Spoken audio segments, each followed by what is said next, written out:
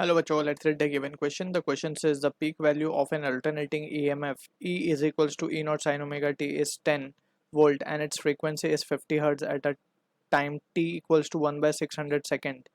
The instantaneous value of the EMF is option 1 1 volt, option 2 5 root 3 volt, option 3 5 volt, option 4 10 volt.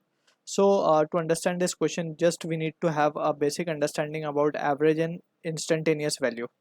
So as a की concept हम जब बात करेंगे average और instantaneous की, so we can write, अगर let's say for example हम किसी एक चीज़ का एग्जांपल ले लेते हैं. Let's say we are taking example of velocity, average velocity की हम बात कर रहे हैं. सो वेलोसिटी को हम लिखते हैं V average and that is equals to change in displacement with respect to change in time, right.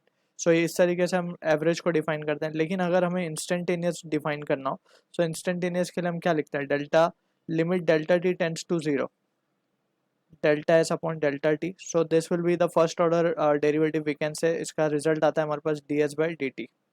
So this is how we define the instantaneous value. यानी कि किसी fixed time पे अगर हम किसी चीज़ को लिखें, so in that interval we can say the value becomes instantaneous. यानी कि किसी एक instant पे हमें उस चीज़ की बात कर रहे हैं, so that is what instantaneous is. और अगर complete journey की हम बात कर रहे हैं, so in that situation we take average. So same situation यहाँ पे भी है. अगर हमें बात करें E equals to E naught sin omega t. सो यहाँ पे सिंस वी कैन सी कि जो E है it is variable, right. T के साथ वो चेंज हो रहा है sinusoidally. We can say this will be the curve for this.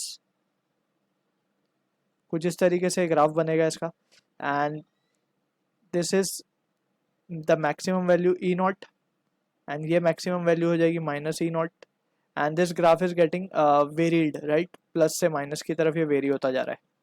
सो अब यहाँ पे हमें इंस्टेंटेनियस की बात करनी है. सो किसी एक फिक्स टाइम की हमें बात करनी होगी जो कि हमें क्वेश्चन में गिवन है 1/600. So in that situation we can say E instantaneous can be written as E naught, जो कि पीक वैल्यू हमें गिवन है वो है 10 इंटू साइन, क्योंकि साइनोसॉइडल कर्व हमने बनाया और साइन का ही फंक्शन है. ओमेगा को हम लिख सकते हैं 2 pi into n, 2 pi into n given है 50 इंटू टाइम गिवन है 1/600, राइट.